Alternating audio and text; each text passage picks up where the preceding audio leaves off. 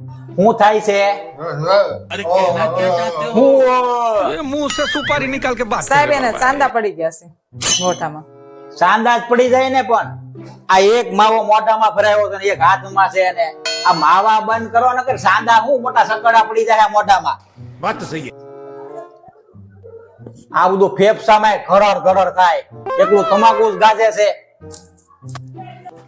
આ માવા ને તમાકા બંધ કરો નહીતર હેરાનની હડીએ સડી જાઓ. સાહેબ સમજતા જ નથી છોકરાઓનું કે મારું કોઈનું વિચારતા જ નથી. બેન, આ માવા ખાવા વાળા હોય ને એ કોઈનો ન વિચારે.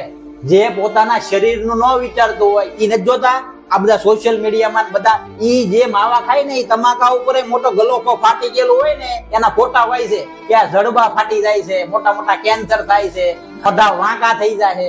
તો ઈ પોતાના શરીરનું જે માણસ ન વિચારે એ બાયડી છોકરાનું શું વિચારતો હતો? તમારે છે ને વધારે કઈ દવાની અત્યારે જરૂર નથી. સવાર સાંજ આ ફાકી આપું ને આના કોગળા કરજો, બાકી તમારે આ માવા મૂકવાની જરૂર છે. તમારું નહીં કઈ નહીં, બાયડી છોકરાનું વિચારજો. નકામાં આ બધા જડબા કાપી નાખીએ ને તો મોઢાય ભૂંડા લાગશે અને છોકરા બાયડી હેરાન થઈ જાય તો જુદા પાછા. સમજાણું? લાવો પાણી છે. એટલી દવાના પાણી છે. એટલી દવા, આ દવા એટલી ના તમને 500 લાગે. આ પડી ગઈ છે કેટલે ની આવે છે? 20 રૂપિયાની 30 રૂપિયાની આવે. આવી તમે રોજ ની કેટલા 500 ની ખાઈ જાવ છો? આ ઝેરના પૈસા તમને દેવા પોહાય છે, આ દવાના પૈસા દેવા પોહાતા નથી. લાવો પાણી છે.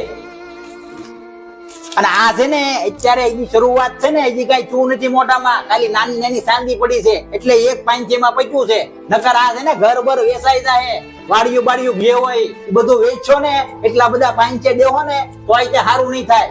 સીધા વ્યાજ આવો ભગવાનના ધામમાં. પરેજી રાખજો ને માવો મૂકી દેજો. લાવો માવો નાખી જો આને.